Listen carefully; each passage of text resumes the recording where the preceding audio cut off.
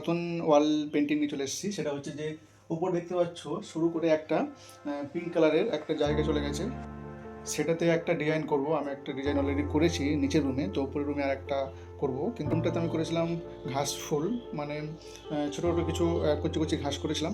তো উপরে করব ঘাস পাতায় করব, কিন্তু পাতাটার স্টাইল একটু চেঞ্জ করব। দেখতে পাচ্ছ আমি ওই কোণে কিছুটা করেছি, সেটা ব্যাক ক্যামেরা করে ভালো করে দেখাচ্ছি। সেরকম এটাতেও হবে, সেম জিনিস হবে, একটু চেঞ্জ, আর ফুলগুলো একটু চেঞ্জ হবে, বাকি সব একই থাকবে। তো আগের ভিডিও যে দেখো নি, গিয়ে দেখে নিতে পারো।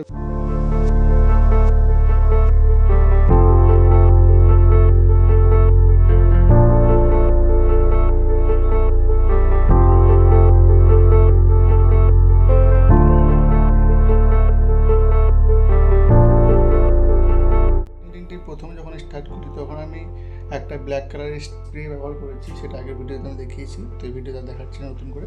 তো প্রথমে একটা হালকা করে ব্ল্যাক স্প্রে মেরে নিয়েছি, তার উপরে নিচের দিকে একটু ডিপ পাতা করেছি, এবং যত উপর দিকে যাচ্ছে একটু লাইট করে আমি পাতাটাকে কমপ্লিট করেছি।